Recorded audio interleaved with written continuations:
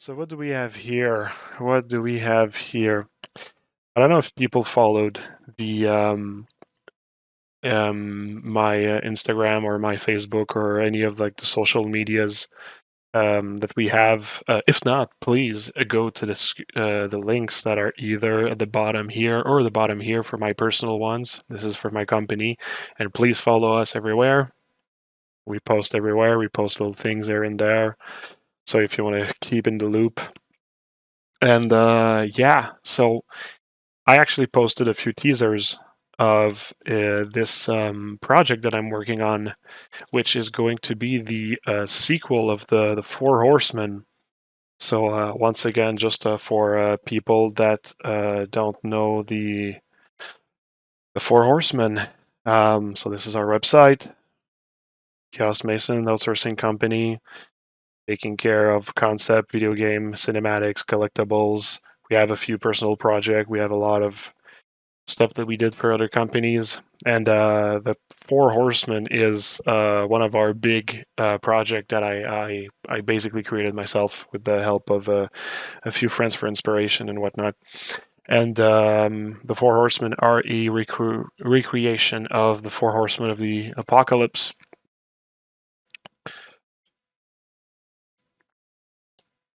You can load. There you go. So creating collectibles like this, which are going to be like statues, basically, painted statues.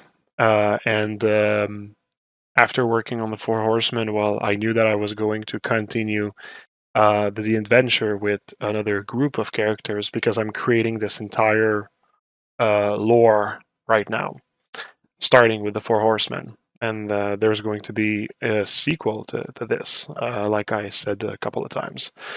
And so you got death over here, many images. Of course, I welcome you to go check it yourself when you have time on my website below.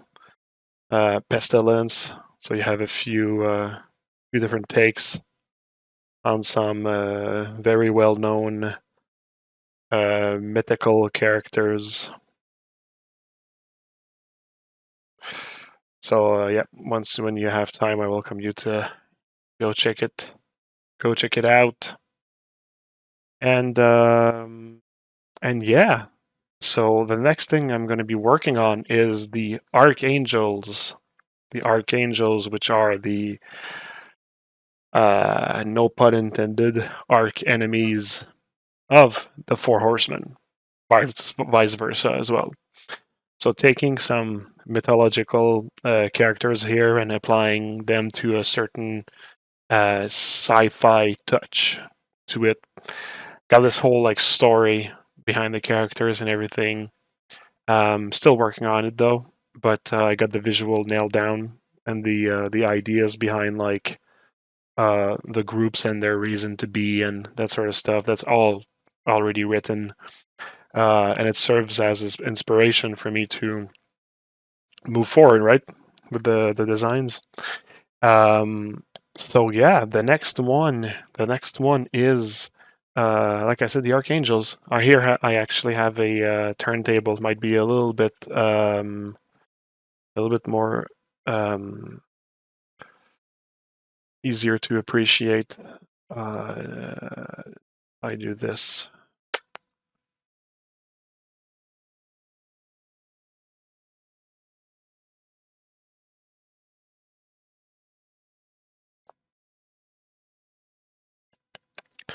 Boom, there we go.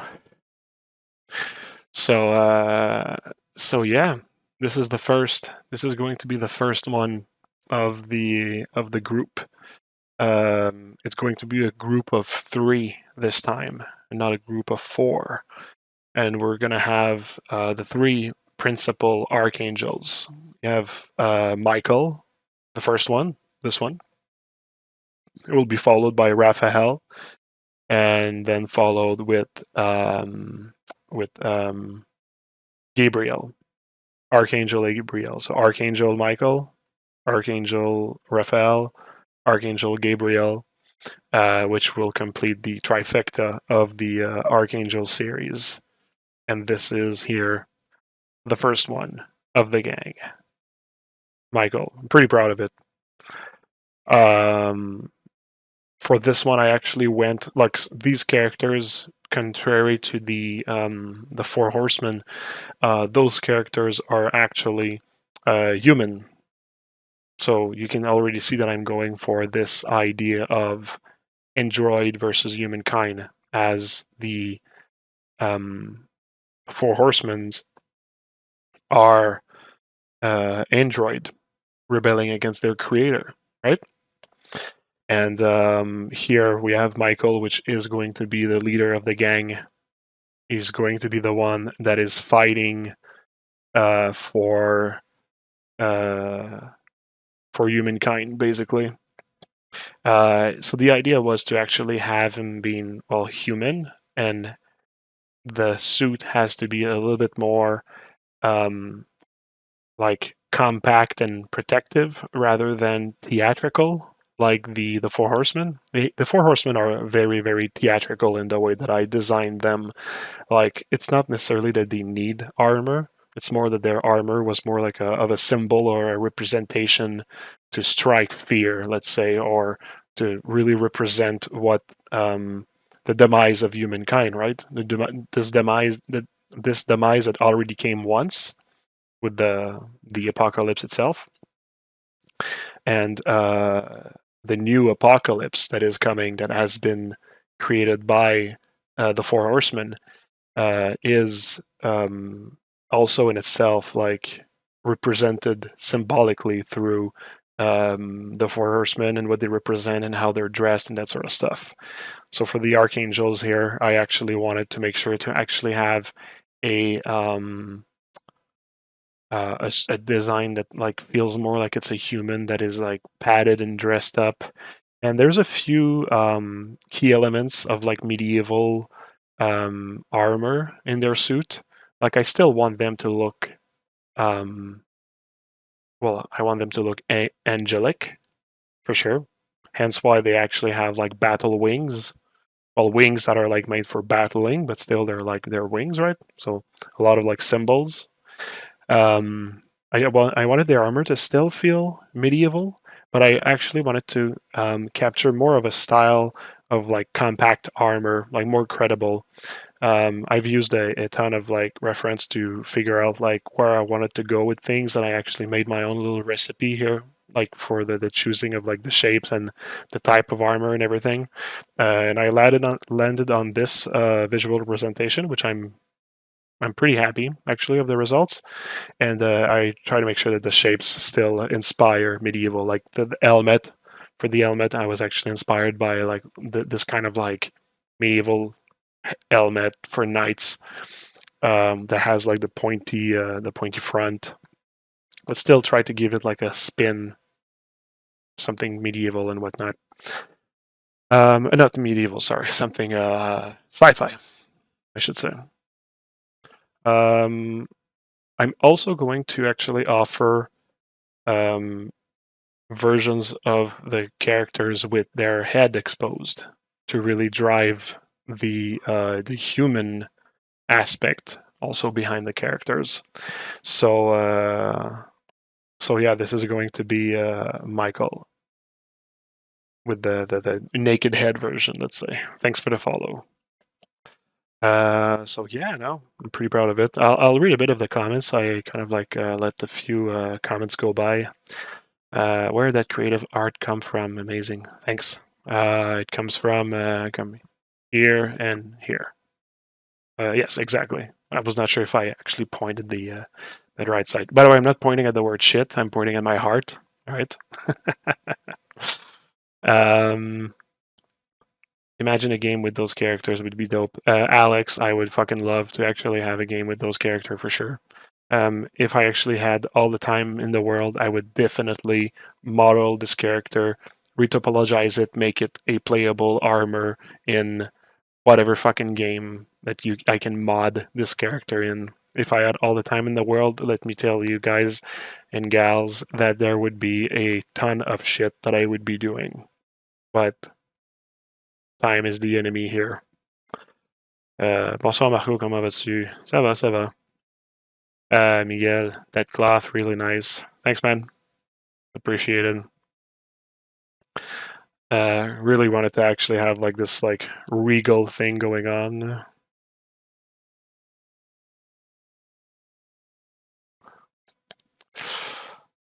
So a bit of a statue thing going on there. How long did it took you to develop this style? Is there any chance for you to share a sculpt of you of early years to see the evolution of early years? Well, I mean, this sculpt is I developed the style like in the past week, like months, weeks and months, whatever. So it's there was like a just exploration and whatnot. Um, if you're referring to years, I guess you're referring to like how I got there in terms of like my design choices, and I mean, or it's a it's a pretty hard question to answer. Sorry. Amazing, love your work. Thanks, man. Appreciate it.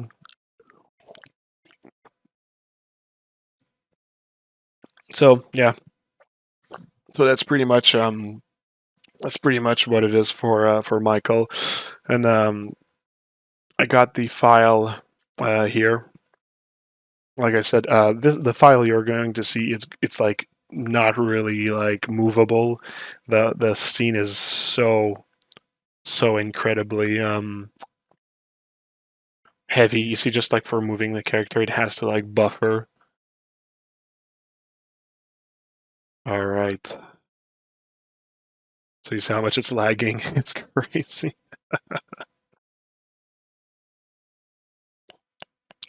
But I can show a bit of like how I constructed the character anyway. Um, you know what? Let's get rid of a few subtools so that it can actually maybe like move. Let's get rid of the base, the wings, and let's also get rid of the entire bottom of the character. There we go. All right. Let's say we take this part here, and maybe you know what? There you go. So, like tolerable. There we go. 238 parts. Where do you see that? 238 parts. Oh, mesh count. Okay, yeah, I see what you mean. Do you have a general idea of your sculpt when you start, or just wing it based on the reference and position? Well, for this character, I really winged it. Get it? I winged it.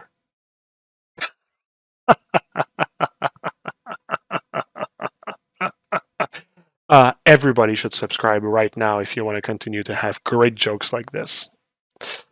So, yeah, the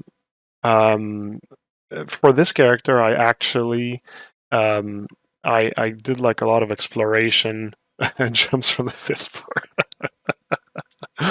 Yeah, I actually did sub exploration with this character. I don't like I haven't kept the really like the earlier file, but like I at least have the blocking probably just to show you an idea of like how the blocking looked like. Um, Let me just this one blocking Mika. By the way, I actually blocked a fourth Archangel, but I decided to not polish it.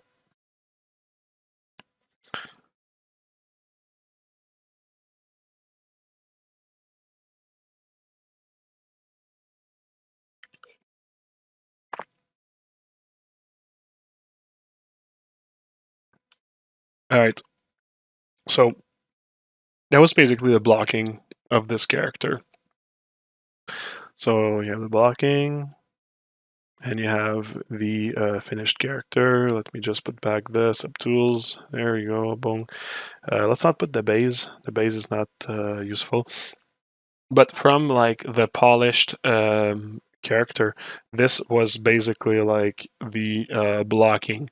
So all the research went onto like that sculpture here, basically. So like it's kind of like I have like subtools that I overlap with each other, and I try to find like the right line flow and layering and that sort of stuff, especially the right shapes. Like for this character, I really wanted to have like some very um, like particularly flowing shapes, and like you see like the knee pad is actually just a center piece with like two pieces on the side like this and one that goes like inside like this. So it does give like this elongated knee piece right there, but it's constructed in a very particular manner, and I wanted also to have like asymmetry also, like a mix of symmetry and asymmetry. Um, so hence why like the things are composed that way. So it was basically just a mix of doing those things, and yeah. And then you have boom, Mr. Cool right there.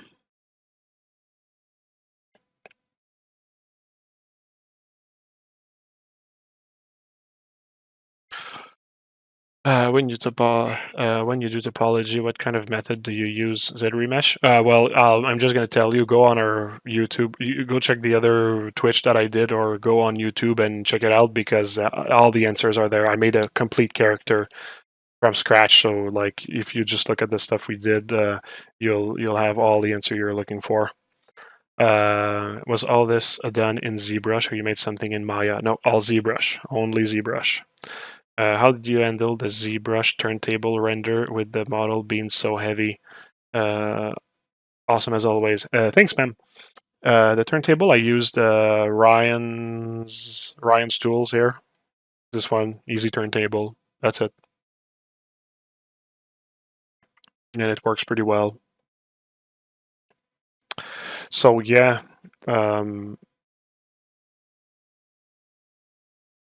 so this is the idea behind the creation of like this character, basically. And today I'm actually going to be working on the next character in line. I'm just thinking, I don't know if I'm actually switching too quickly to the other one, but because this is not like the official reveal, I just wanted to tease more than anything. Tease the character into like yeah,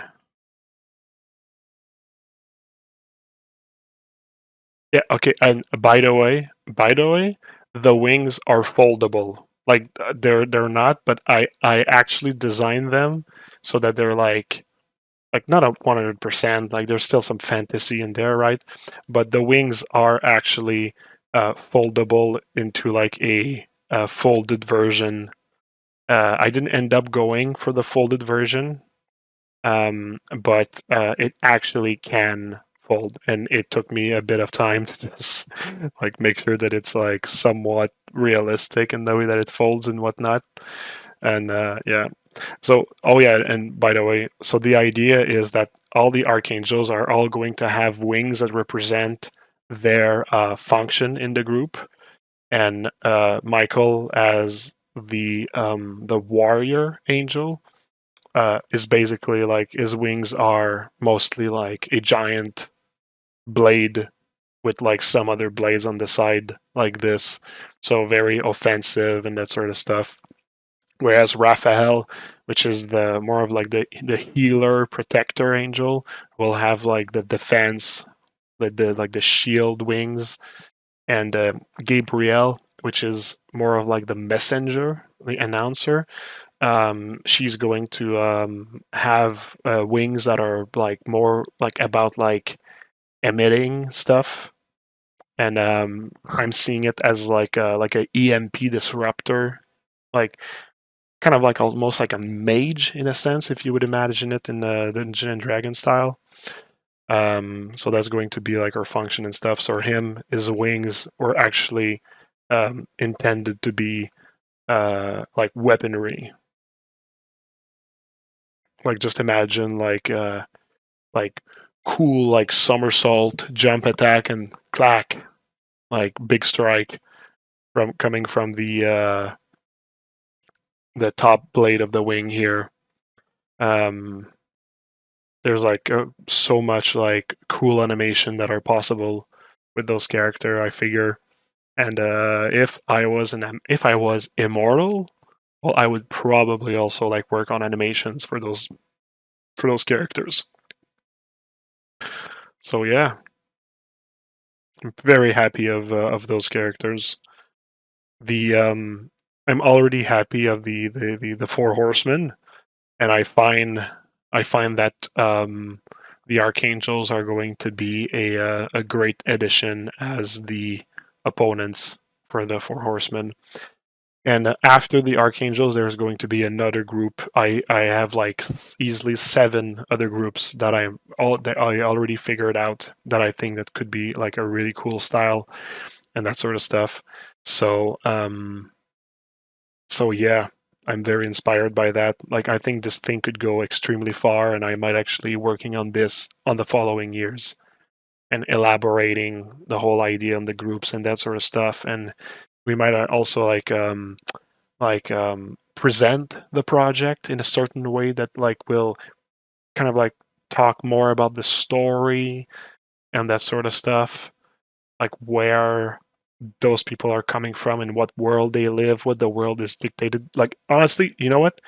If anybody at Netflix is listening to that right now, I have like the skeleton of the script already written. Okay, for that, like I know where I'm going with that. I think I have actually like a cool idea of like what would be like the focal aspect that like what everything resolves around, and I already have like cool cliffhangers and a cool like moral and direction and everything. So like I'm super inspired personally, extremely inspired by this project, and for the moment, I'm only expressing this project through those characters that I'm modeling, right? But for me to get really inspired by this project, um, it was really important for me to make sure that what's behind the scene is actually like inspiring and credible and that sort of stuff. So so yeah, I'm just super excited by this whole project. Um, how quickly can we purchase this? Because I need it on my shelf a decade ago. Are you talking about the four horsemen or the archangels? The archangels will follow eventually later. I mean, depending on the success of the four horsemen, for sure. The four horsemen will be. I'm this once again. This is not an official announcement. We're gonna announce it officially later, but I'm actually going to be working with XM Studios. So XM, the 2 letters, XM Studios. That's a company that I worked for in the past that are doing incredible collectibles, statuettes, basically. They're lovely people, and I've been working with them to make the Four Horsemen into full-fledged collectibles. Like it's not really going to show, but like on the top here, there's like this giant Shogun Batman that I actually created for XM Studios, and we're going to do the same with the Four Horsemen. And I'm super excited. I'm super fucking excited. So so yeah, I don't know when it's gonna happen. These things take time. Plus there's COVID. Plus there's other stuff, and XM just opened their store also. So that was like a big event for them. So they're pretty busy, but like they're growing, they're becoming bigger, and I'm super happy to be working with them. So yeah, someday, sometime, it'll happen. Clown Akira, hello, hello, hi. You sir have one 3D. Da, da, da, da. You won the main mission. Now you're just farming side quests with all these characters. Yeah, exactly. I'm doing all the side quests and whatnot. Having fun though. Kind of like an Elden Ring. Doing a lot of side quests. I just can't get enough of that fucking game. It reminds me of the Valkyrie of God of War. Well, I mean, they're like angelic creatures and that sort of stuff, right? So I see what you mean. Well, this character is even better than the last one. Thanks. I appreciate that. I like to think that I'm only going upwards or lateral. Patreon for Marco to conquer time so we can have all the things. Man, if I was to create a Patreon, I would probably need just to be a bit more available and really to feed that Patreon with like stuff that's worth it, and whatnot. But there's an idea there for sure. Feels amazing, man. Come on, Netflix, give this man a show ASAP. Yeah, please, somebody listen. Hey, Mo, what's up? I'm happy to see you here. Always happy to see you here, my man. When you create those work, do you draw them in 2D first or just in 3D? Well, you see, it's an interesting question that you're asking me because it's going to be a good follow-up to what I'm going to show next. But for this character, I worked only in 3D, but sometimes I actually draw my characters as well at first. Sometimes I do little thumbnails. If you go on once again on our YouTube webpage here, you'll see that like in the video that I'm talking about the rendering, or the one right before when I'm talking about the posing, I actually talk about a bit about the like extracurricular. I talk about the creation of the four horsemen, and I show like a little bit of the thumbnailing that had to go with it and that sort of stuff. But I'll show you something else also right after, that kind of like illustrates a project that I actually started in 2D. So I'll just go back to this. So just stay tuned. Hi Marco, I'm from Netflix and your idea is rejected. Ah, that's sad. I had my hopes up for a second. We starting on a new project. Yes, Mo, we actually. Well, I mean, this guy here is finished. It's just not rendered yet, right? This character I've been working on for a little while now, and it's and yeah, this one would be ready to render if I want, but I'm actually going to create the rest of the group first. So this is Michael. There's going to be Raphael. There's going to be Gabriel, and we are going to we're going to yeah, we're going to make this this series happen actually. When you 100%.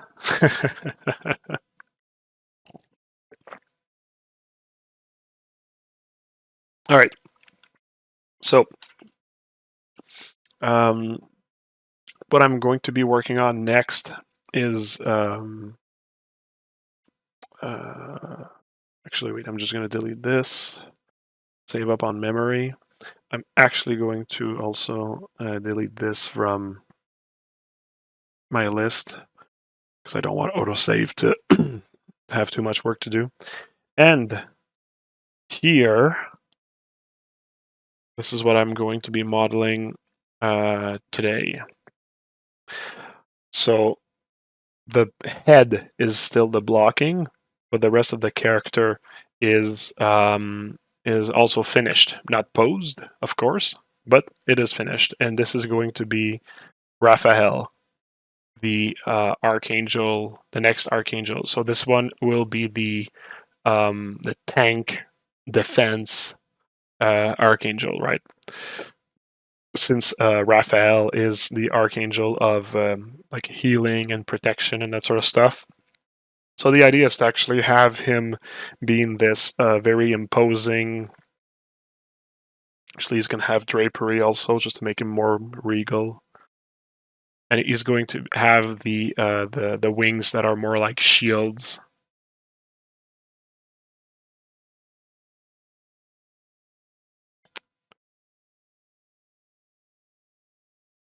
I'll remove the drapery on the side because it's still blocking. So like I said, the head is still the blocking, but this is going to be his armor. So once again, following a very distinctive style. for the armor, because all the characters, they need to have to feel like they were manufactured from the same factory, from the same project. So reusing the same visual language, idea of medieval and that sort of stuff, but having this character being from a different archetype. So the massive character.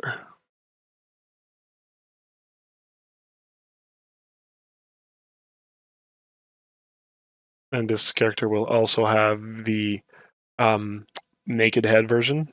Well, the naked head, the version without the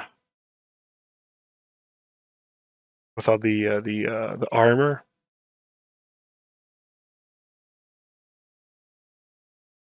Same as Michael.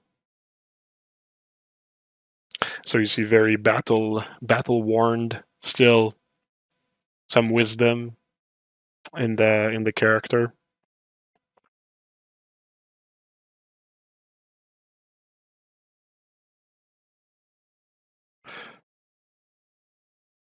So yeah, so I'm going to be working on the helmet of this character actually today. Could watch this thing spin all day. Any Disney Plus suits here? Yeah, exactly. If I just got rejected by Netflix, so what about Disney Plus, guys? Come on. Should call Marco and call him the creator, please, please. Well, I mean, do it, but please. Beefy boy, he got me drooling. Yeah, he's a very beefy character. He's a bit taller than Michael, but much larger. Bruh, since when you started this? You showed the Mantis last week, and now you got 2 fully finished characters. Well, I've been working in parallel on many characters. The Mantis is the one that I was working on Twitch, but I was working on this on the side. 3 characters at the same time. Well, I mean, I worked on Michael and then Raphael. I've been working on Michael like in the past weeks. So like I was doing the Mantis and Michael in parallel, then jumped to Raphael, and yeah. Oh, this one looks very Doom inspired. Well, you know what, Mo? I was extremely inspired by Doom in general when I was working on the Archangels. It didn't end up being my really true inspiration. I didn't really have one true inspiration. To be honest, I was also inspired by Metal Gear. I was inspired by like a few other things, but if you are feeling some Doom vibes, it's absolutely true. Especially if you're talking about the maker kind in Doom. Um, it does have exactly the same color scheme. Like honestly, I was not looking at concepts of the makers while doing it, but it did end up actually looking like it. So yeah, to be honest, I was kind of like inspired by the makers when doing the Four Horsemen. So you see, it's kind of like weird how like sometimes like something feels like it was inspired by that, but it doesn't end up being. But things still are like at the back of my mind, right? I mean, like people often compare what I do to Neon Genesis Evangelion, at least some of my characters, and I never have a reference of Neon Genesis Evangelion. I love Neon Genesis Evangelion. When I was a kid, I was like, that was my thing. But you see, I think it's more like that. I really like incorporated them into my being, and now it's more like they became kind of like it became like kind of like second nature, right? But yeah. Especially with the wings. Especially with the wings, also, eh? Okay, I didn't figure that out. Um, Marco inspired Doom. Exactly. By the way, Metallica were inspired by my Four Horsemen to write the song "The Four Horsemen." All right, written in 1985. Yeah, 84 maybe. something like that. Anyways, what is the purpose in this character, Marco? If you're talking about Raphael, I kind of like said it earlier. The Archangels are a group of characters that are that are the sorry, I'm kind of like losing my voice for some weird reason. Just give me a sec.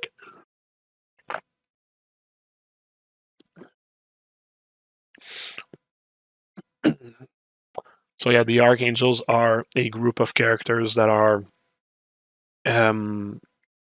working to protect the humankind against the four horsemen, who are the four horsemen are a symbol that is the driving force behind the android revolution that are actually trying to get rid of the human race. And the Archangels are basically the heroes that were given those giant suits, and they are deployed in every corners of the world to kind of like act as like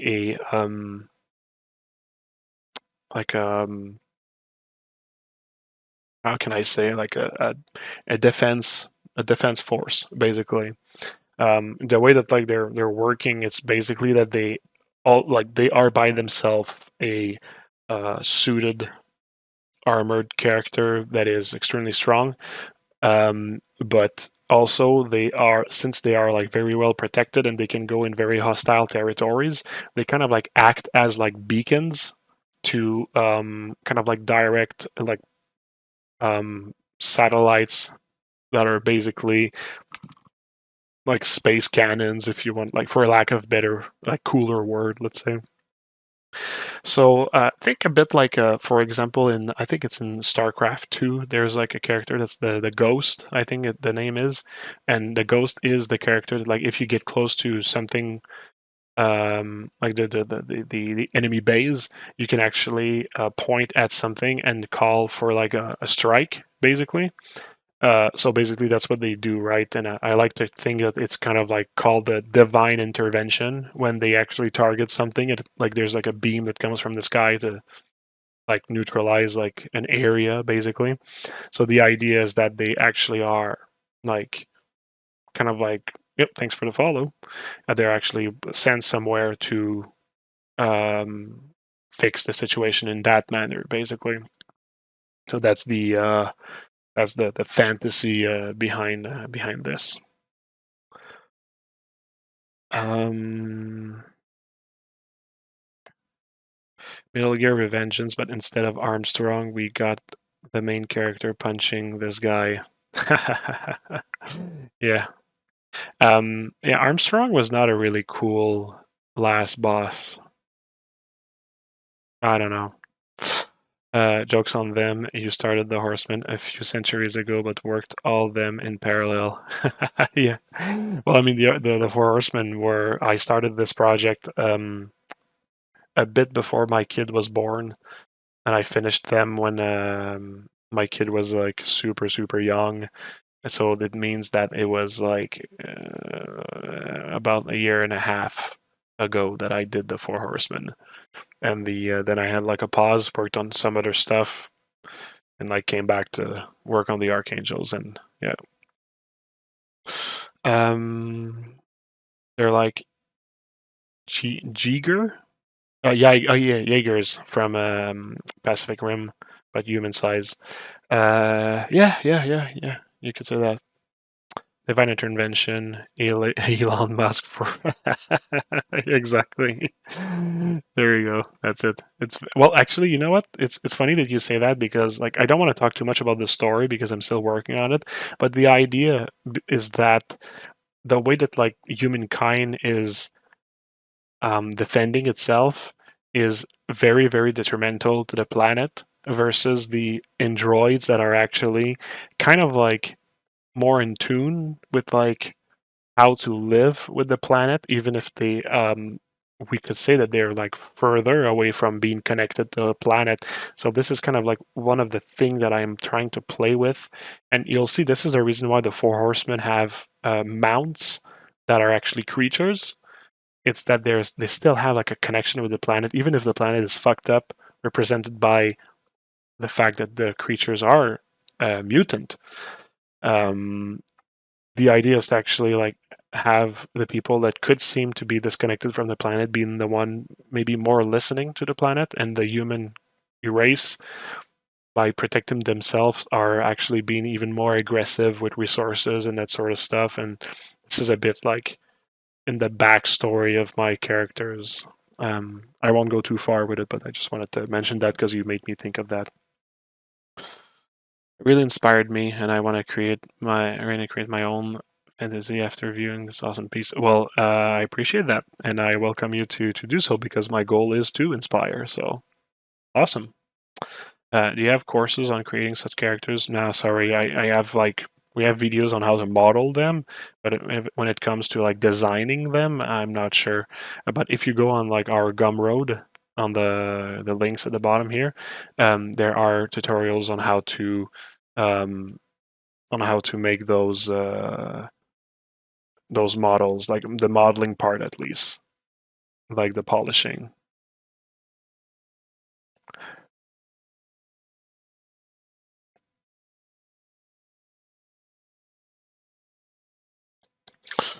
Um, I'll take my writing royalties in ZBrush tutorial. Thank you.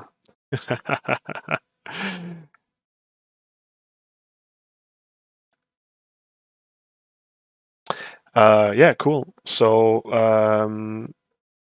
yeah, for this character, I'm going to jump into like just continuing the modeling. So now we're gonna get into like a more like chill vibe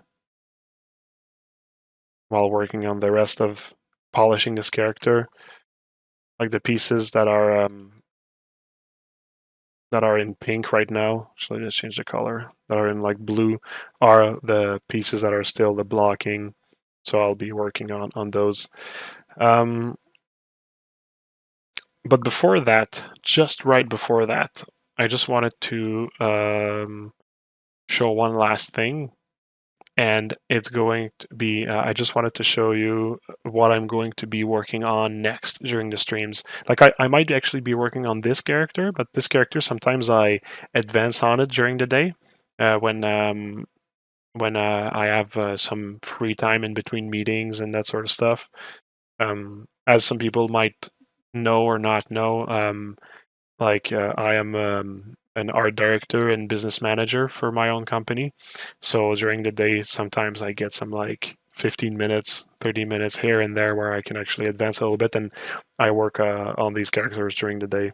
But I wanted to actually have a character that I might work almost exclusively, maybe, on Twitch again. And I'm actually really inspired by Elden Ring these days, since I'm playing a lot. So what I'm going to be working on is this here. This is a little concept, super rudimentary. Like I'm not really a good 2D artist, but I did actually create this version of Frog from Chrono Trigger, but in the world of Elden Ring. And uh, so yeah, I'm 35 years old, right? So I'm going to like I've known Chrono Trigger since I was a little kid, and I've always been a fan of that franchise.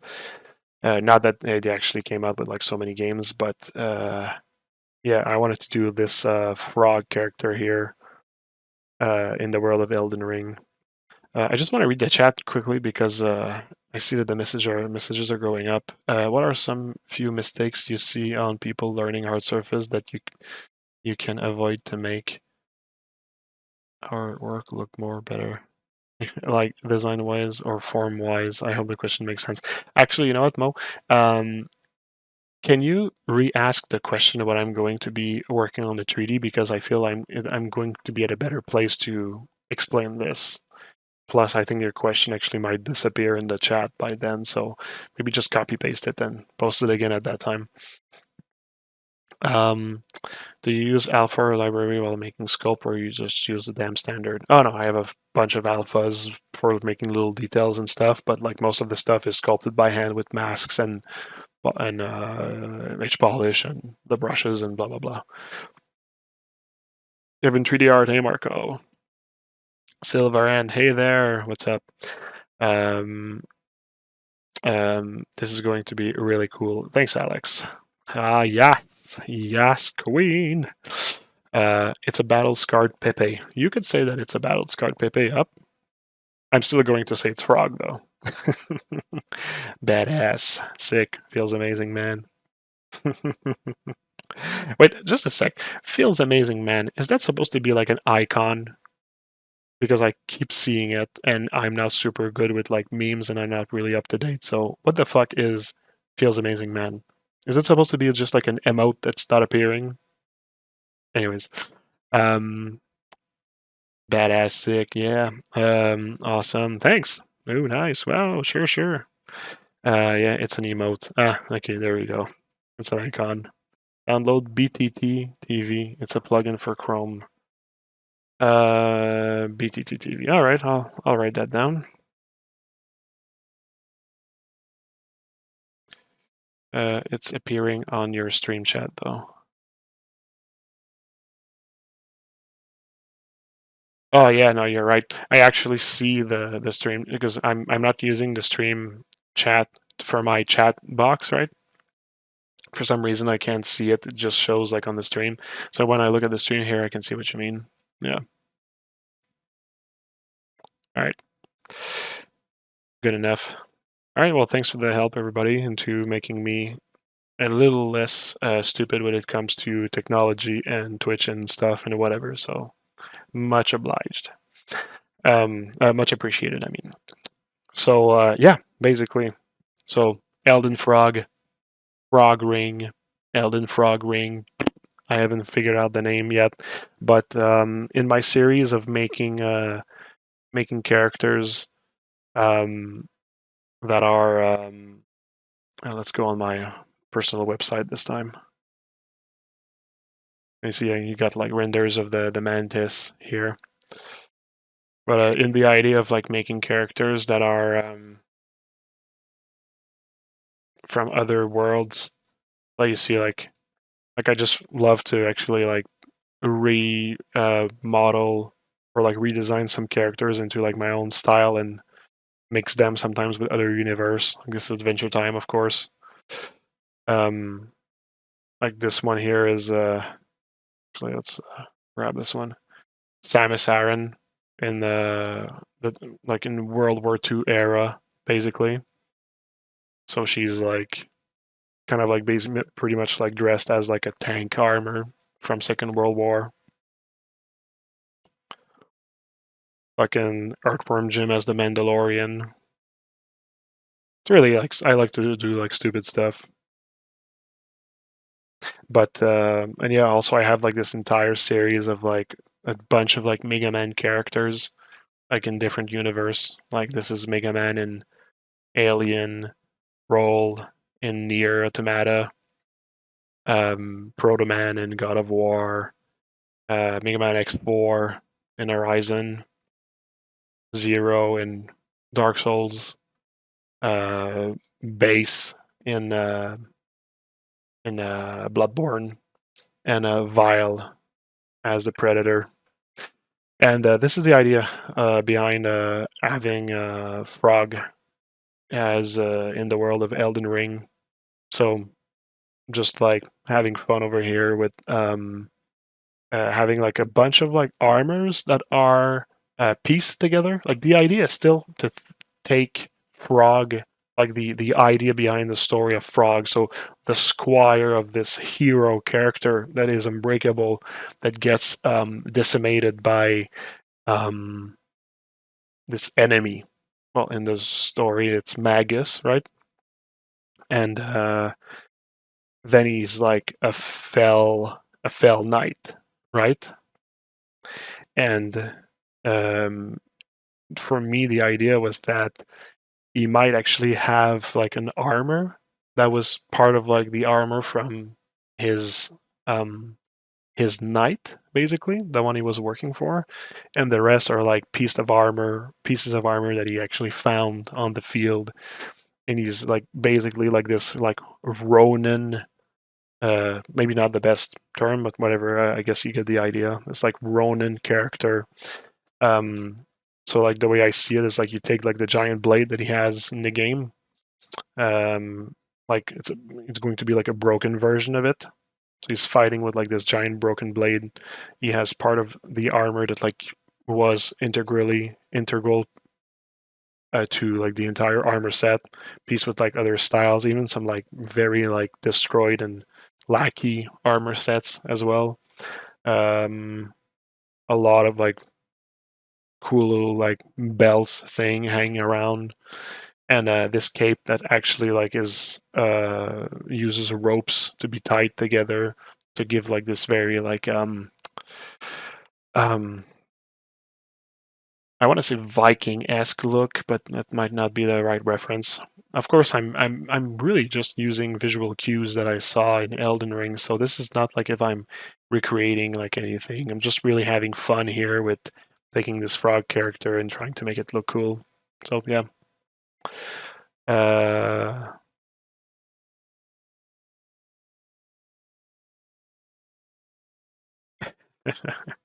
feels good, man. Once again, little Pepe. um, sour PIs. Oh, again, it's another emote.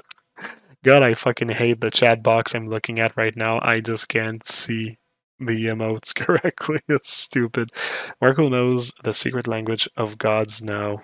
Yeah, yeah. I'm going to stay humble about that. I'd rather. But yeah, yep. So this is going to be something I'm going to be working on next. I'm really excited because guys and girls, I'm actually kind of like sick of sci-fi. I've been doing it for like a long fucking time now, so once in a while I like to reset everything and make something different, let's say. All right, let's close this. Let's get let's get serious here. Let's get serious.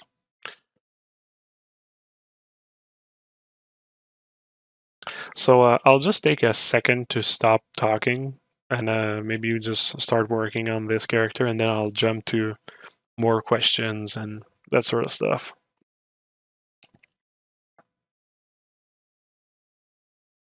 I've been having meetings all day today, so my voice is completely shot.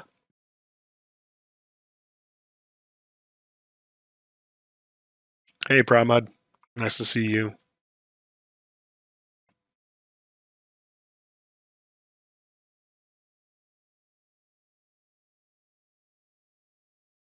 Do your thing. I'm going to do my thing. But you know what? I appreciate the support.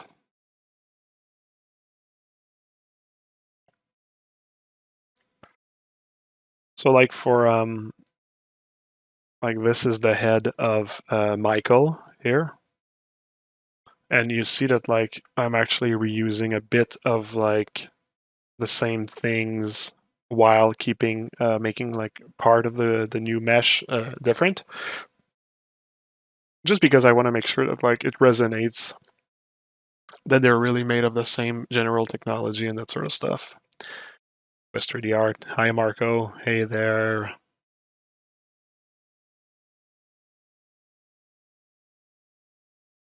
Yeah. So on this piece here, the other part, the next part that I'm going to disconnect is basically the part that's really different, and it's going to be the visor here.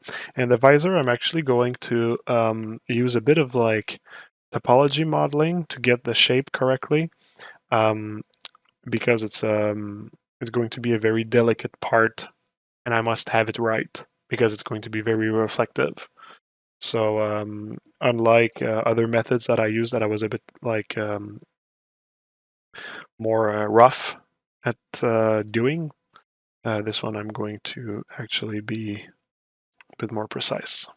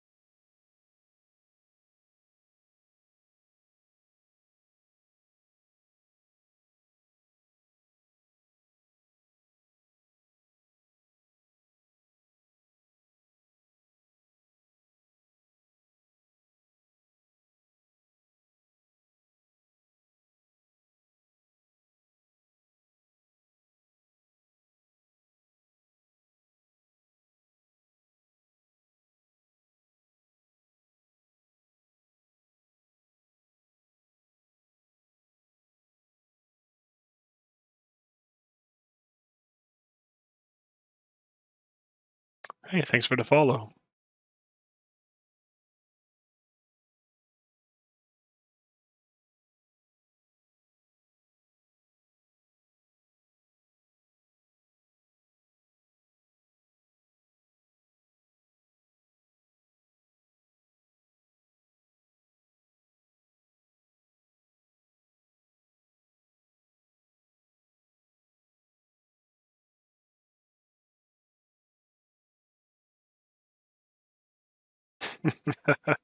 You guys just woke up, eh? Well, Mo, I know you're in Nepal. Ramad, are you in Nepal as well? Somewhere close.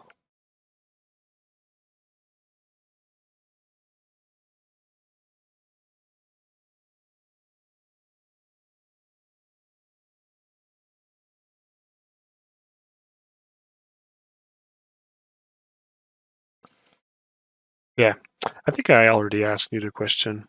It really does resonate with me already.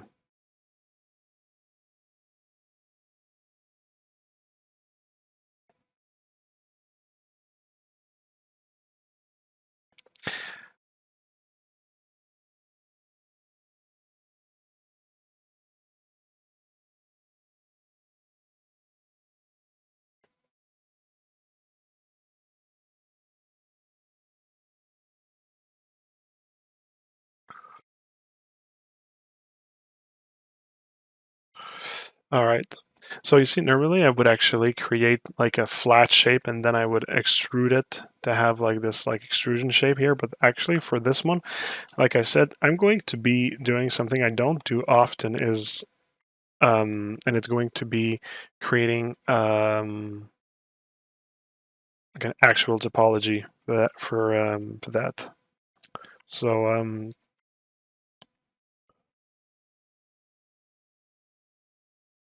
so yeah, let's do this. Whoops! It actually went to grab the character at the back here. Hey, Living Vertex, how's it going?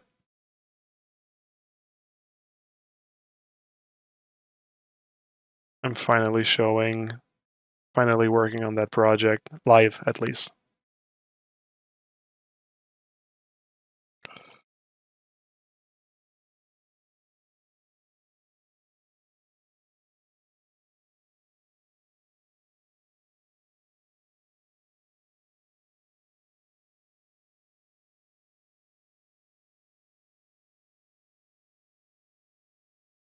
Thanks for the follow.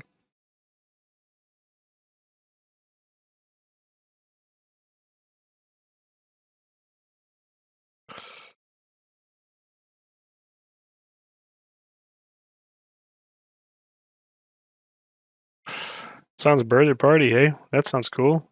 We're actually going to have our son's a birthday party in the near future, and my wife already bought all the things for his birthday because we just figured out, like he's not even 2 years old, but we just figured out that he really, really likes Spider-Man for no reason.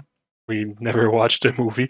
We bought a ball, a plastic ball that had Spider-Man on it, and that was just enough for him to be like, that guy's cool.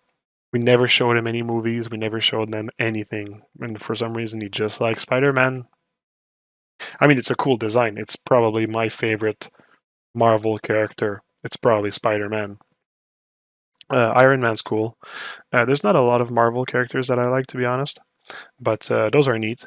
I like them. I prefer Venom. Venom is my favorite of the Marvel characters, actually. Thanks for the follow.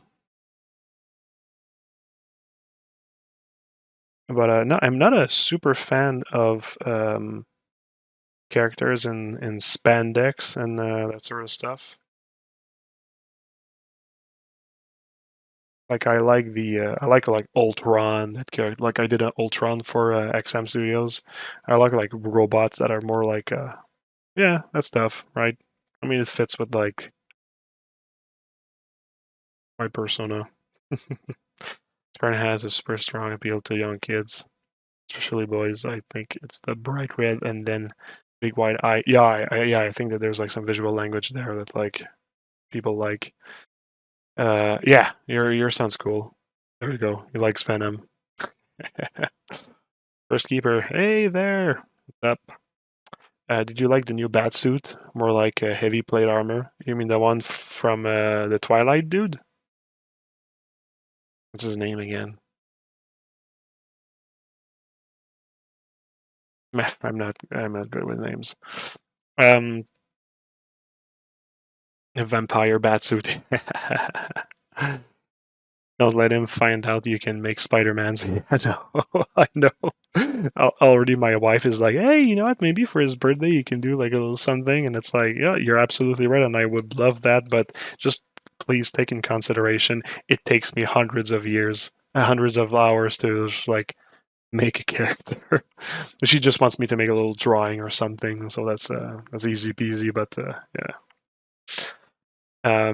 So yeah, to answer the question, the new suit is, I think it's kind of cool. I like the vibe of it. Um, I think I one of my favorite bat suit was like one from a video game though. I find that like video games are like better at doing concept design than movies for some reason. I find that like in movies, most of the time the concept designs are extremely rushed.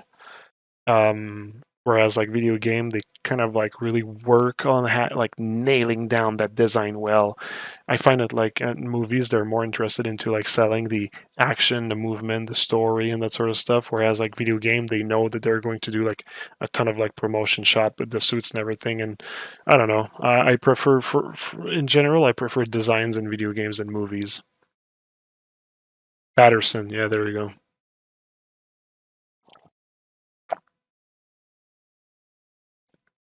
By the way, he's a great actor, so in terms of like the choice of the actor, that I'm totally down with.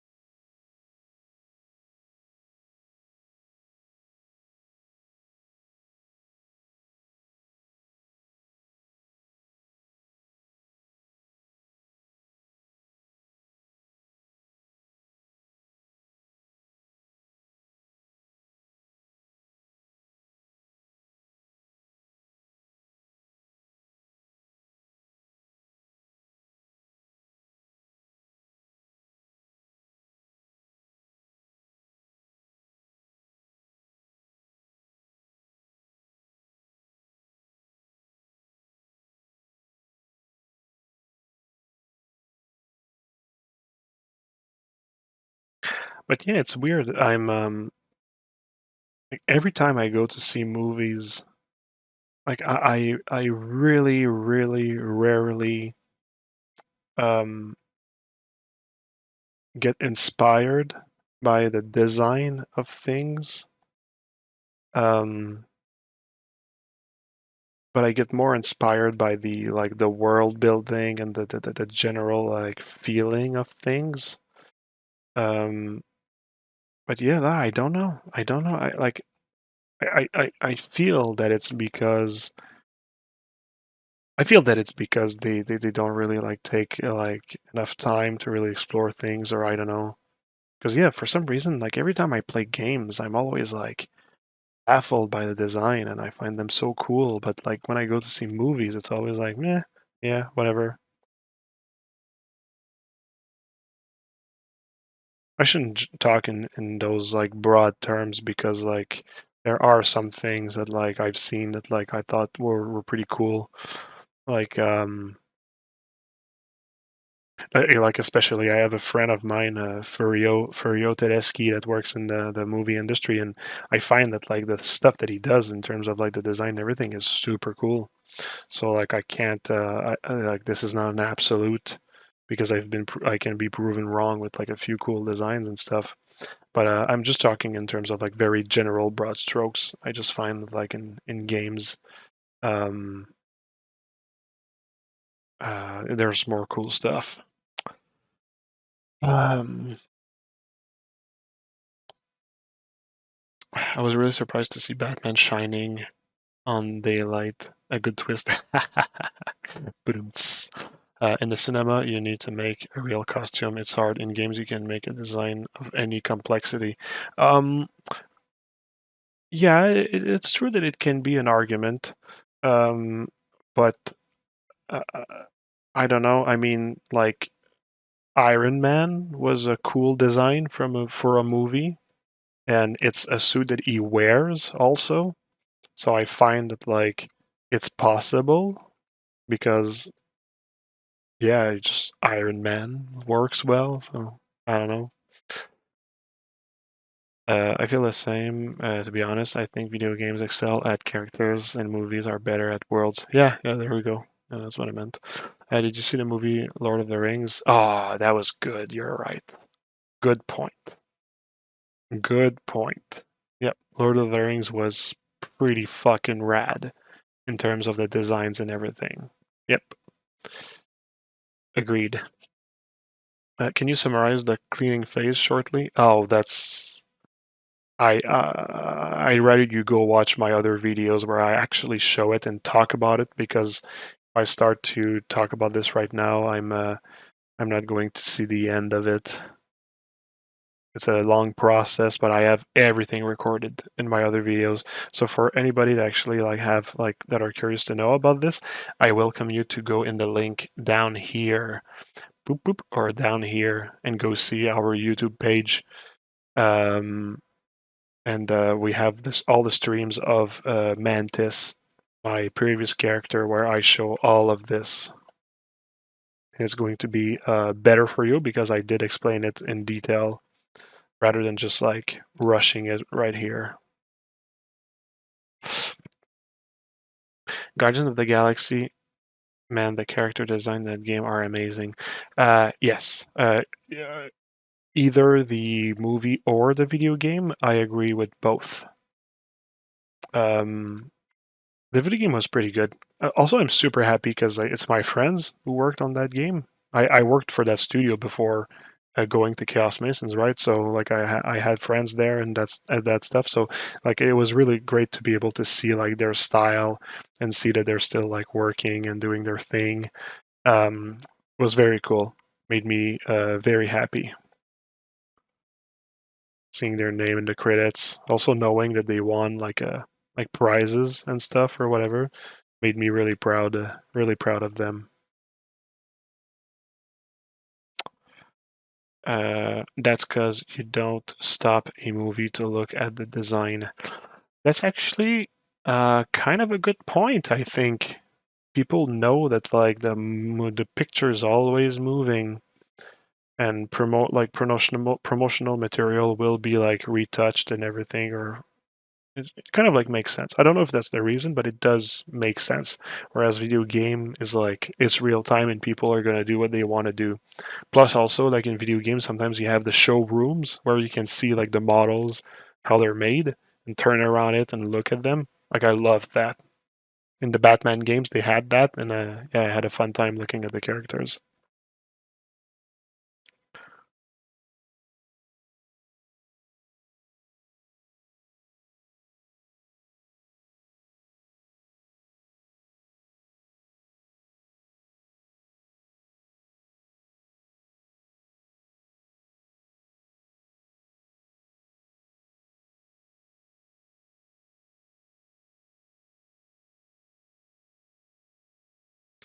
Thanks for the follow.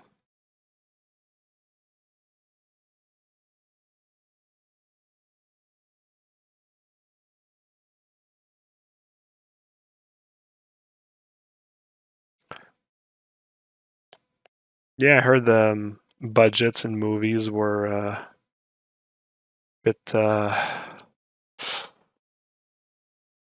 bit slimmer than video games. Also, I don't know how true it is, but yeah, I kind of like heard that as well. Thanks for the follow, by the way. Much appreciated.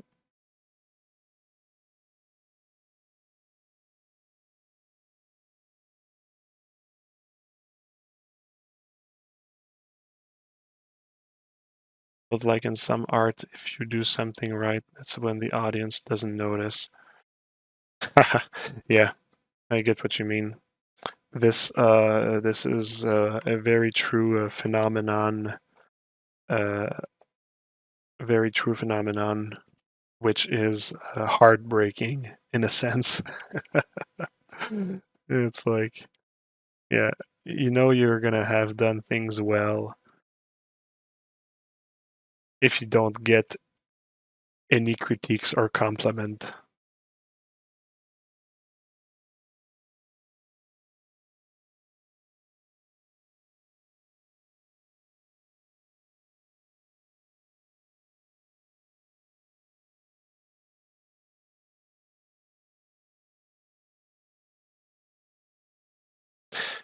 Is it a good way to make the full process game ready model in ZBrush until the Retopology? I mean, yes, I actually like right now I'm not really working fast at all. Like I'm more like shooting the shit, talking and that sort of stuff. But like with my method, you can actually like end up creating a very complex character in ZBrush in no time at all.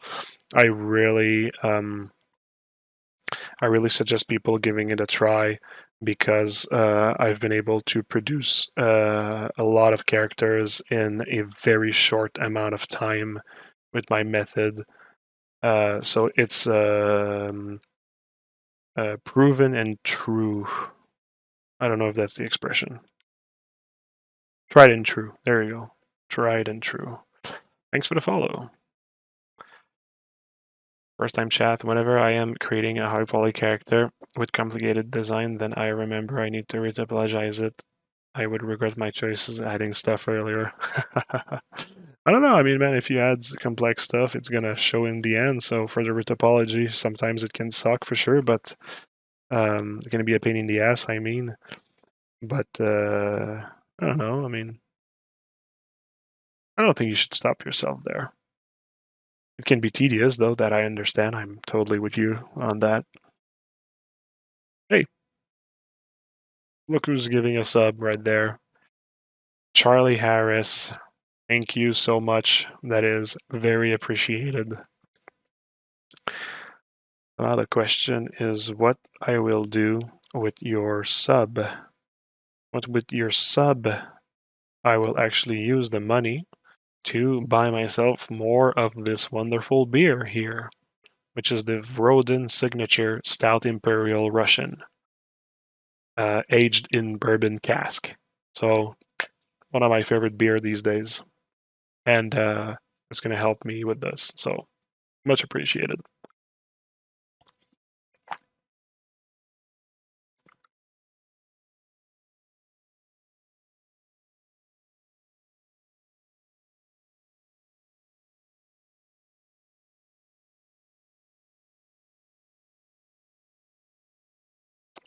Money well spent.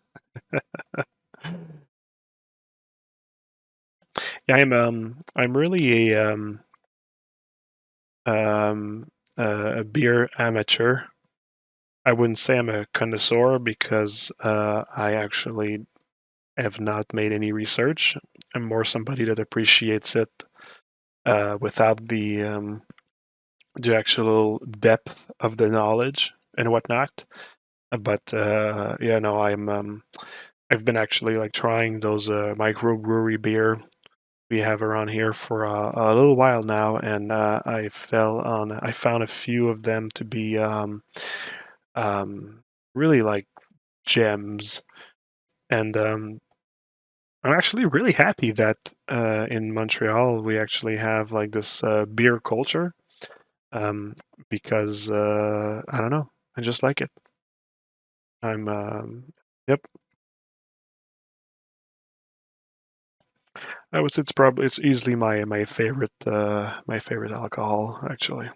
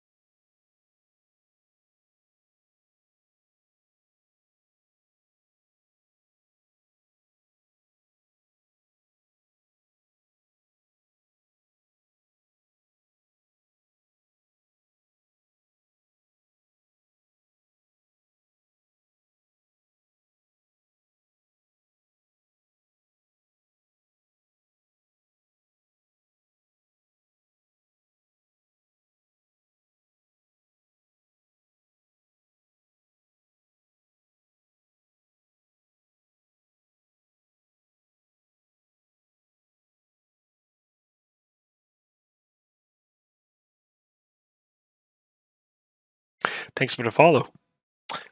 My friend used to study in Canada, and he would not stop talking about coffee and beer sometimes. Cool, cool, cool. I didn't know about the coffee culture, but for the beer one, yes, absolutely, absolutely. There's a great food culture also in Montreal, um, and it's not that really like Canadian dishes are special because the reality is that we don't really have much in terms of food in Canada. Like we have the stereotypical poutine and maple syrup and blah blah blah. But yeah, very very stereotypical. Um, and by the way, they're great. I mean, poutine is like eating death, though. But otherwise it's great. And maple syrup is just like heaven in liquid form. But we don't necessarily have like anything else really, like shepherd's pie. I don't know. It's not really that Canadian anyway. Um, but we do actually have like a great food culture, which is basically the idea that like it's food from all around the world. Like I find it like Montreal is very like a metropolis of uh, of food from all around the world and that sort of stuff. Like one of the first restaurant that I ever tasted when I came to Montreal was an Ethiopian restaurant, and oh boy was it good. And we have a lot of like French restaurant, of course. Um, we also have a lot of like mixes of like French and Quebecer style restaurant. That's pretty good as well. But yeah, no, Montreal is a very, very metropolitan, cosmopolitan food city, and I love it. I'm super happy that that's one of our identity. I first heard of this word connoisseur on Pokemon series when I was little.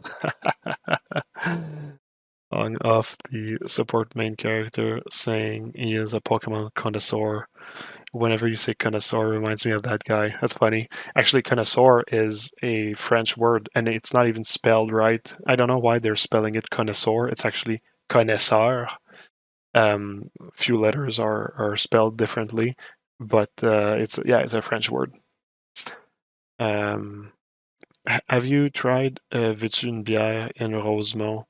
Like 1 minute from my place. I've always go there for beer.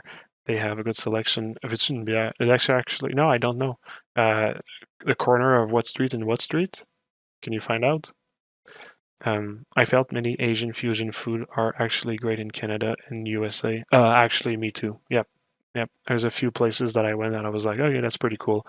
There's actually this ramen place in like well, whatever, somewhere in Montreal, that is pretty legit in terms of like looking like real ramen. Like I went to Japan and I tried a lot of ramen there, and when I came back, I found that place and I tried it and I was like, okay, this one pretty close to home. So I thought it was pretty cool. Food in California is rare bad. Rather bad?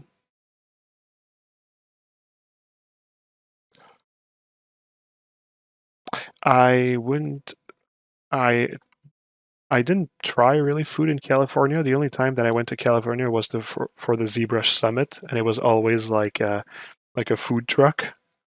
So I can't really talk much about my knowledge of food in California.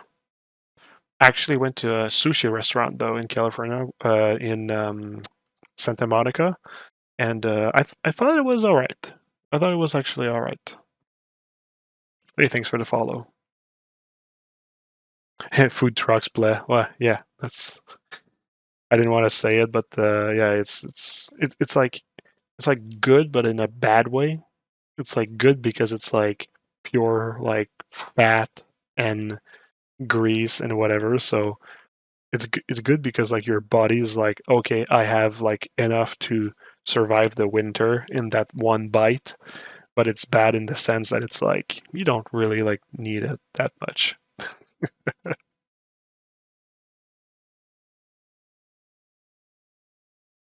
But to be honest, like before I actually can state really my full opinion about food in California, I would need to try a few things.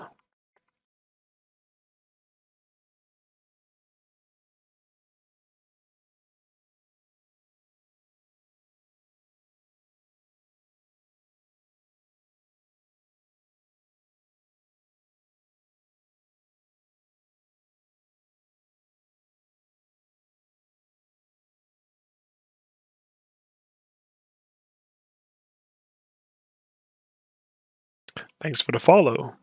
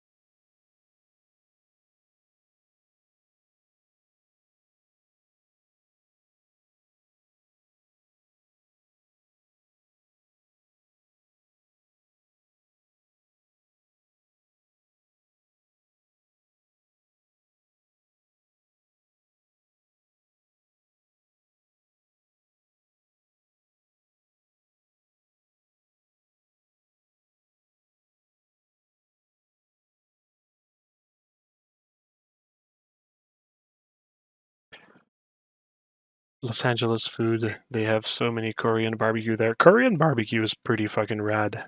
I love that. Japanese barbecues are, well, more like grills, I should say. Japanese grills were fantastic when I went to Japan. Oh my god, man. Oh, that was so good. It was probably like Korean inspired, I guess.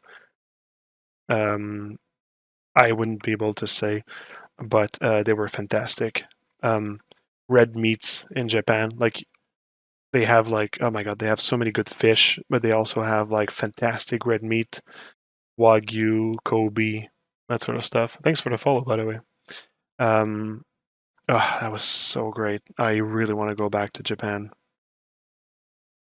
I have a friend who actually moved to Japan, Yoman Shepaz. That man, it would be great. It would be super fucking great to go back there, see him, stuff.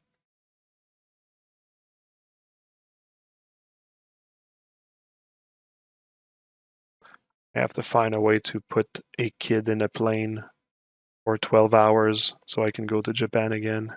A 2-year-old kid in a plane for 12 hours. It's basically like purgatory hell for him.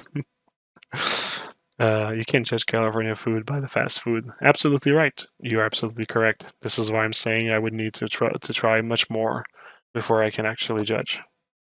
How do you take a picture to your screen? How do you take a picture to your screen? Oh, yeah, it's a Shift S. Shift S. I grew up in Fiji. The only good food we have there is seafood. Seafood's fantastic. I love seafood. I actually went to ZBrush Summit in 2019 and watched some presentation. Cool, awesome. Was I there in 2019? Yeah, I was there. Yeah, I was there. That was the last year that I went.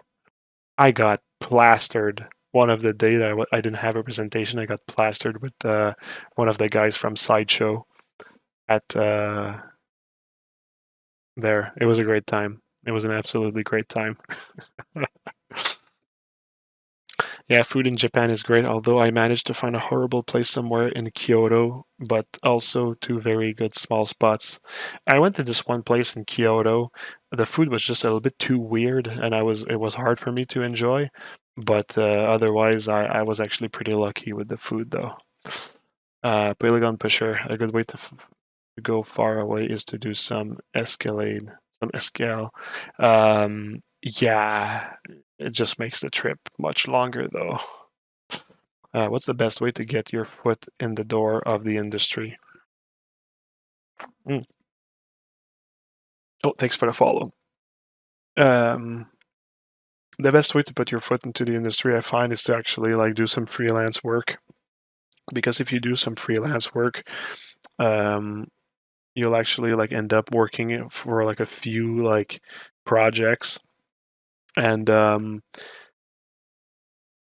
yeah, you'll end up working for a few projects, and you'll be able to post them in your portfolio, and it actually like will show like some diverse experience. So I would actually like suggest doing that personally. The way to do freelance work is to work on your portfolio and try to showcase the things that you like, but also the things that the industry needs.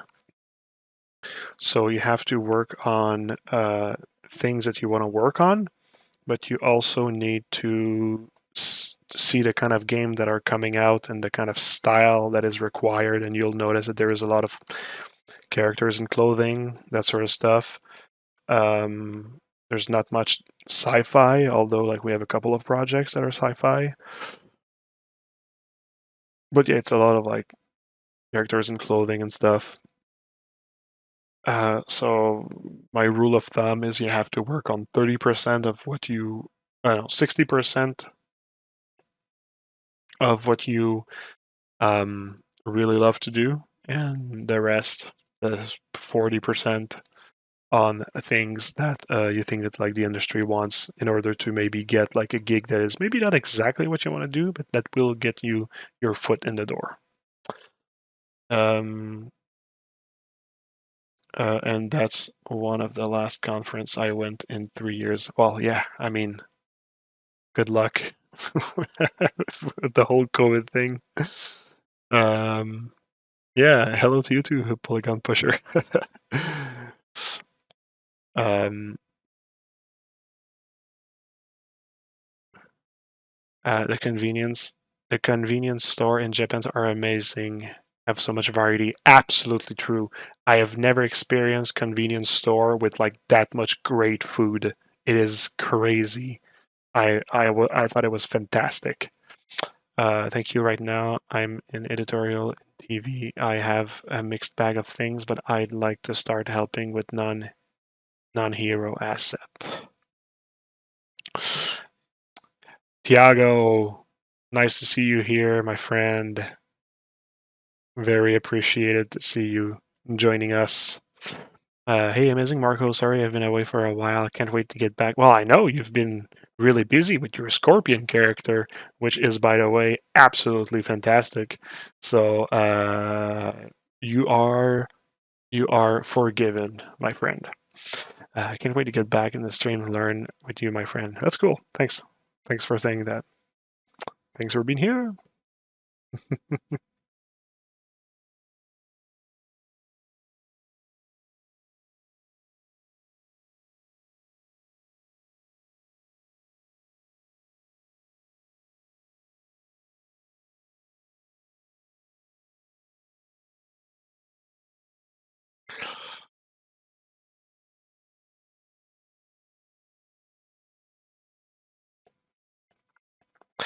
Tiago, if you just joined this streaming session here, I would welcome you to watch the full thing again some other day tomorrow or whatever, because I've been presenting a lot of things at the beginning of this stream. And of course, same goes to everyone who is present right now. We were not there at the beginning. I kind of like made a couple of like reveals and stuff like that at the beginning. So feel free to revisit. Actually,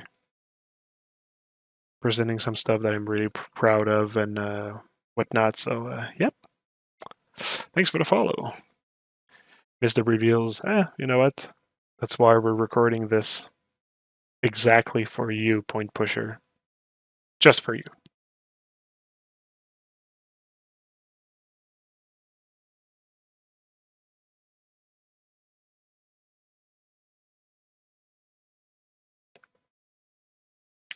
Yeah, I'm actually kind of like doodling around the same piece right now. Not really going far or anything. Like normally I would have completed this piece in like a matter of like 10 minutes or something.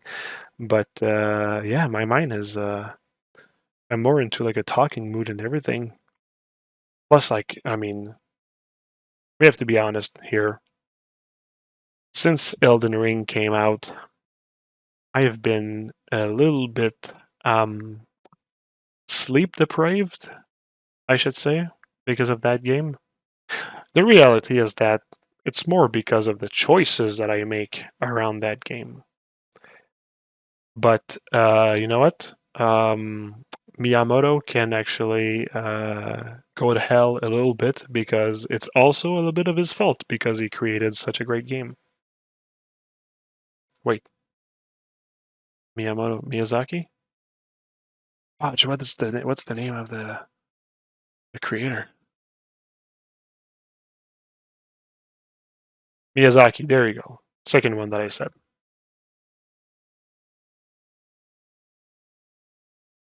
Miyamoto.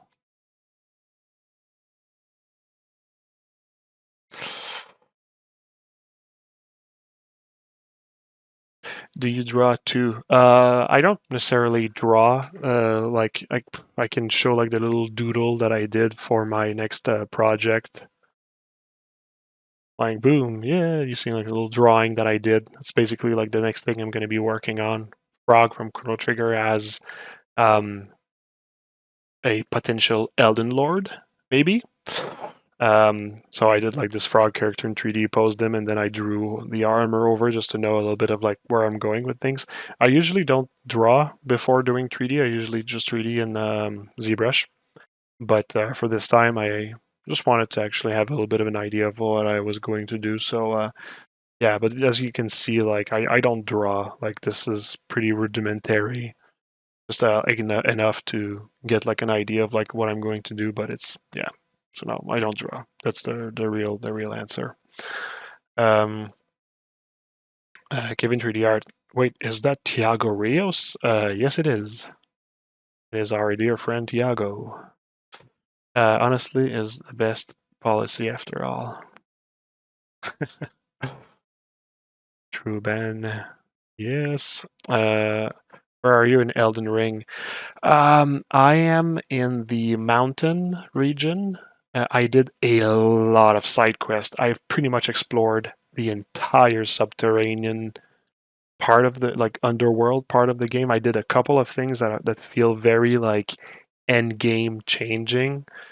But yeah, I'm in the mountains right now. I have like four big boss, like four Elden Lords, Elden boss, whatever to defeat still. That sort of stuff. You could stream Elden Ring right now. I could. I could stream Elden Ring. Miyazaki. Yes, yes, yes. Exposed, not a true fan. Hey, please, Josh. Please. I'm a true fan. I just have a very bad memory for a name and slight dyslexia. Um, Dope. Looks amazing. Thanks, Tiago. That's really cool.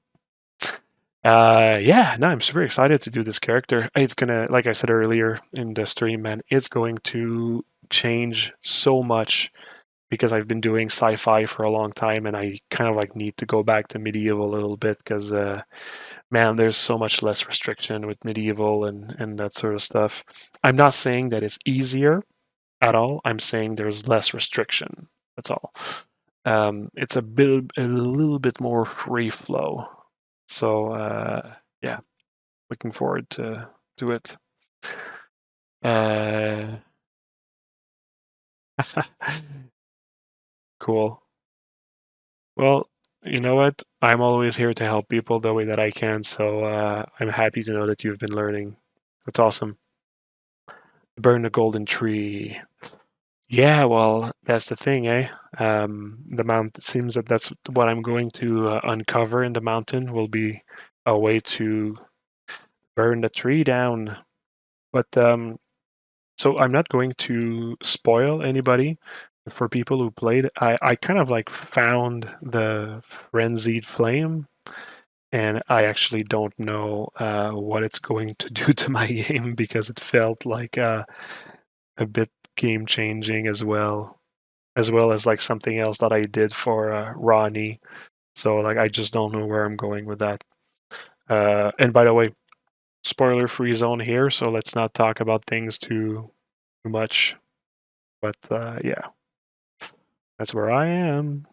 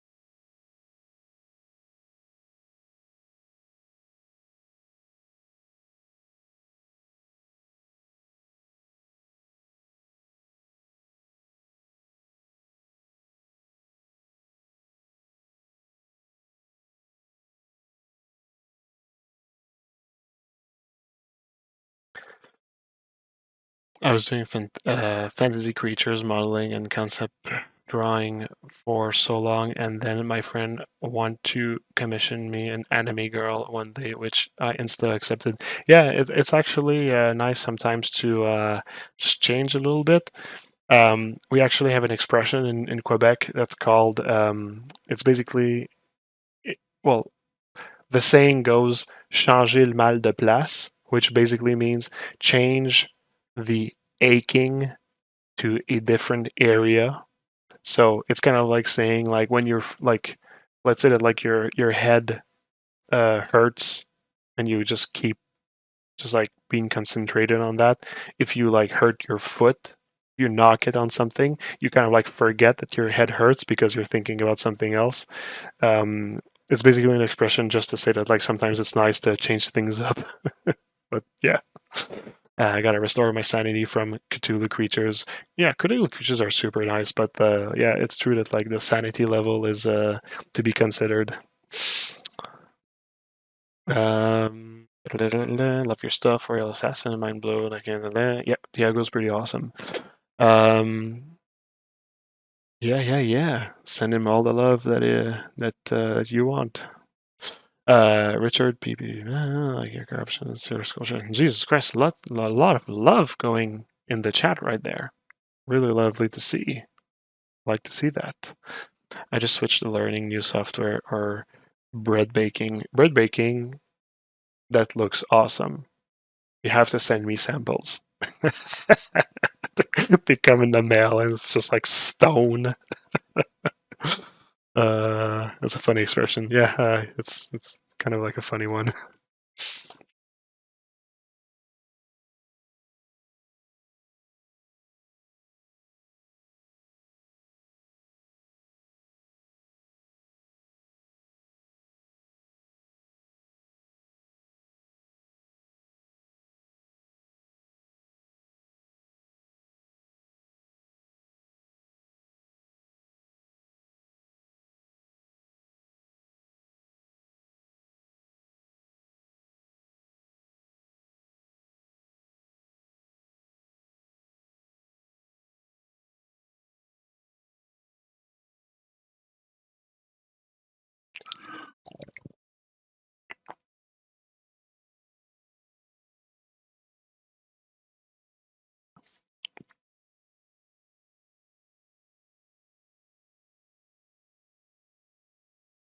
Gluten is the best.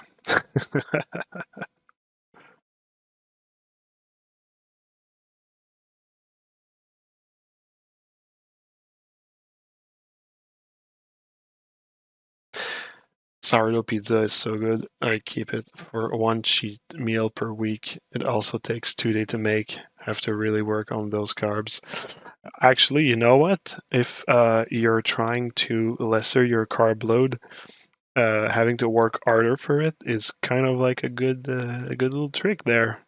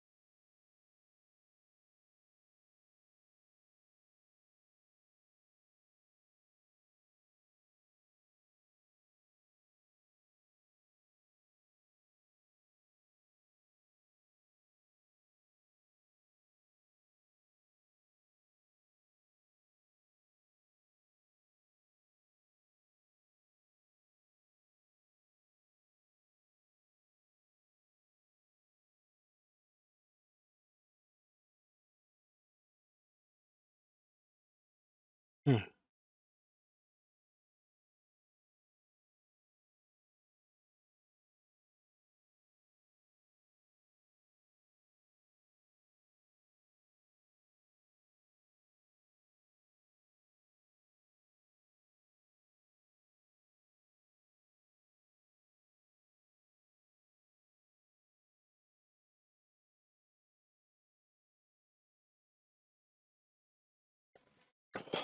All right.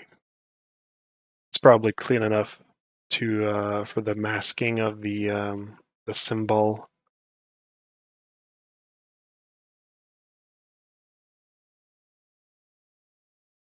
Let's do a little sharpen, a little blur, a little sharpen again.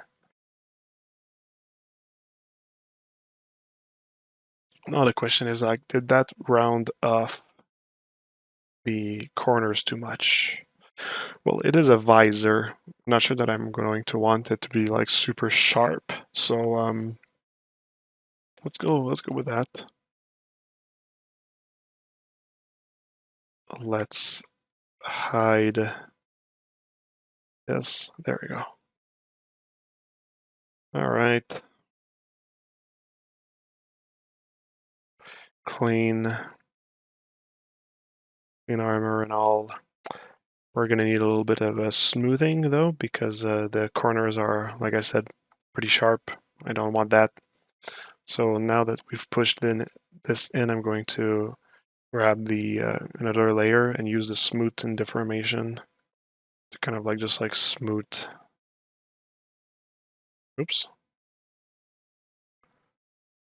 Maybe polish. Polish is like a little bit more drastic for like the, but it does leave like those like lip on the side that is pretty annoying. So I guess let's continue with smooth instead. Or sometimes even you can just like smooth by with the brush here. Oh, that's too much.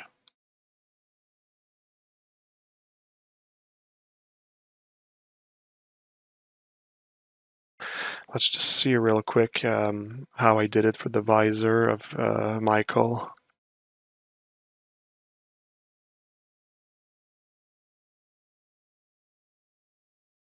Yeah, it was kind of smooth, not too smooth though.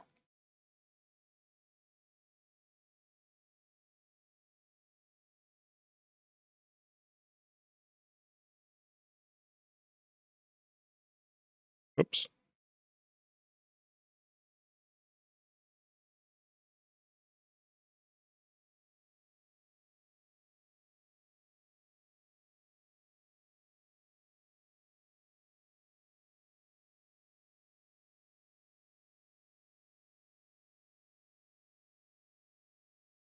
So yeah, I'll probably be working on adding like some more mid-level details on the visor.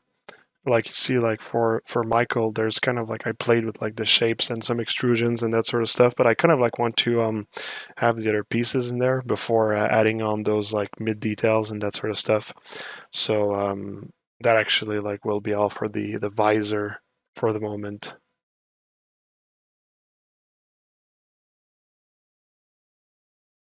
But it does look clean, so that's the important part.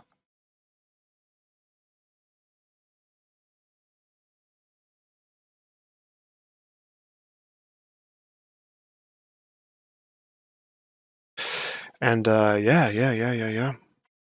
You know what? It's I haven't done really much on this stream right there. It was more about like talking about what's coming next, showing a bit of a few things, and I might actually call it short for tonight. I know it's not usually I'm doing like those like 3 hour plus streams, but yeah, it's like I think that I'm just gonna keep it humble for tonight. Huh? And I might actually do a surprise stream Sunday. Not so surprise now, but I might actually do one more during the day. And because like I feel like it's been a while that I was able to really like sculpt. I've been extremely busy at work because of some big changes happening in the company.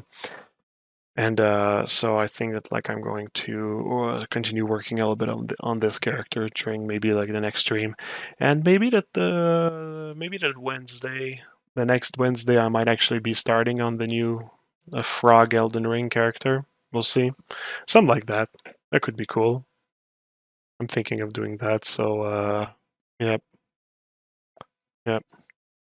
Oh, Rat Lord, I was about to raid you, and now you're coming here and you're ruining everything. You're ruining my raid. What do you have to say in your defense? Hey, thanks for the follow.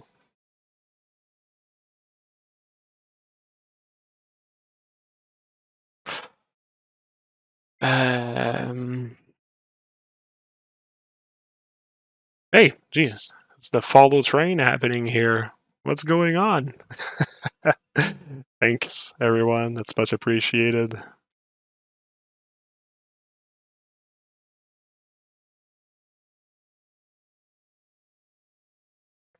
Um, you know what? Copy paste message from Mo.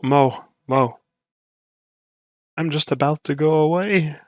You can't do that. You can't do that. What's your message again? What are some few mistakes you see on people? No. You see on people learning art surface that we can avoid to make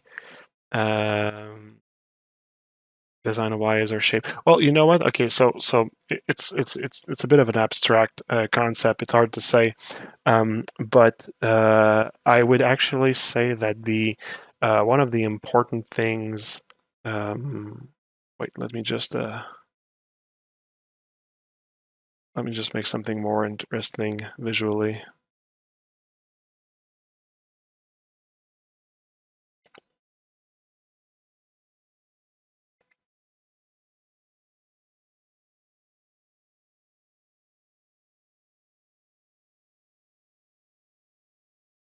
Oops.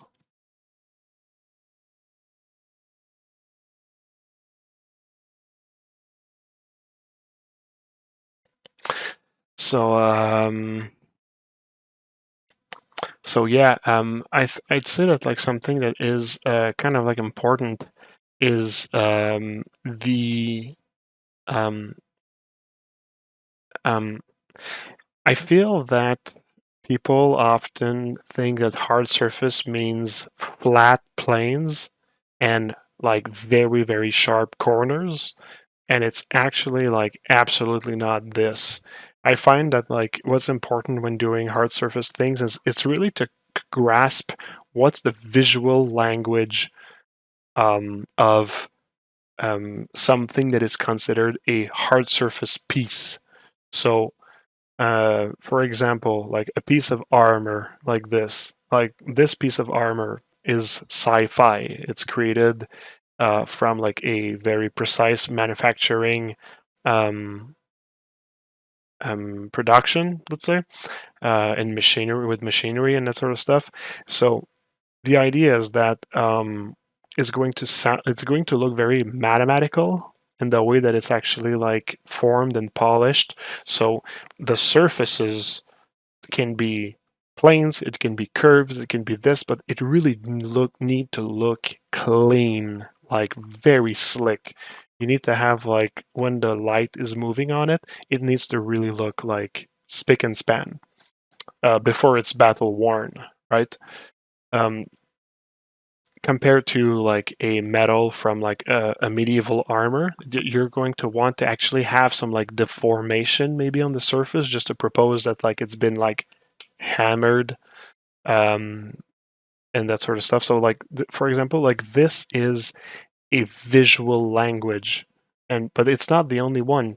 Like I said, corners can be round, they can be sharp. It's all about like what's going to best suit your visual language for a character that like actually looks very like sci-fi-ish like this one. I found that like curves were very important to have like this kind of like elegance, let's say, or sometimes you're going to want to maybe have like the sharp corners. You're going to want to have them when you're doing something that has more. Thanks for the follow, by the way. Maybe you're going to want to have them for something that actually has like a feel that is more like brutal. in a sense. So for these characters that are supposed to look angelic, like you're gonna want to actually have more like round corners and that sort of stuff. So it's just to say that like a few mistakes that I see when doing hard surface is often to attribute hard surface to those two things: cubic, flat surface, sharp corners. It does not need to be that. And I'm going to be honest, I find that like the more you stay away from that, the better that it is actually. What you want is clean surfaces. You want a visual language that represents the technology and the amount of technology as well, because like those like little details and lines and whatever, they are um, they are kind of um, like futuristic in a sense. Um, and if you're going to actually want something that looks more like Warhammer 40K, well, maybe you're going to want to have like big bolts and stuff that looks more like industrial. Industrial might not be the best term to say that. But you're not gonna have like intricate parts and stuff. Like for example, if you look at the head right here, like those little like intricate things and details, like they make it look more like maybe like fragile in a sense, like elegant, fragile, whatever. Um, and if you're creating a like a character that, like from Warhammer 40K, you're gonna want to have like really fat, thicknesses, big chunks, huge bolts like holding it, and this is like another like thing that like is part of like making right choices for hard surface. So the hard surface is not necessarily a technique more than it's like an approach and a visual language. So I'd say that like making right choices in terms of the design really helps a lot. So clean surfaces. You're gonna want to actually play with like different shapes, also if like depending on the type of sci-fi that it is. So yeah, just a lot of those things, I'd say. I hope it was a good answer. Just join again next time on next stream. Maybe if you feel like I can answer in another way, and I'll do that. My brain is like mush right now, so maybe I didn't give like the best suggestion. Rat Lord recommended. Wow, this looks great. Yeah, absolutely. Rat Lord. I might actually go raid Rat Lord. She just like posted something here, but I know she's like still streaming. And since I'm ending the stream, I might last time she raided the. Did she raid me? I don't remember. Anyways, whatever. I might actually go and raid her since I'm finishing the stream here. He has a face. Yes, he does. He does. Damn, that dude is badass. Yeah, I like him also. Thanks. Is this game ready model? No, it could be, but right now, no. No, thank you. I love the elbow cloth-ish parts. Cool. Thanks. That's appreciated. Thank you. All right, that's cool. Thanks for the follow, by the way. That just happened. So, yep. All right, so my file is saved. I spoke about a lot of things today. It was more like a fun little episode, not doing too much work, but I hope you guys had fun. You guys and gals have fun. So I'm going to initiate the raid. So if anybody wants to join, say hello to Rat Lord. Boom. There we go. So yeah, all right. That's gonna be all for tonight. Thanks for joining in. It's really appreciated. Like I said, I'm going to try to be here on Sunday. We'll see. Otherwise, I'll be there on the next Wednesday. It's super busy. It is so chaotic at work right now. It's incredible. It's been like this for like a month or 2 months now. crazy, just never stops. But I still want to be present for the Twitch. I'm just having fun with this, and it's even if I'm like tired and everything, it's still my little break. So yeah, I want to continue doing that. So have a good one, everyone. I wish you a good Sculpt Soirée for those who are continuing to sculpt, and I hope to see you soon. Well, take care.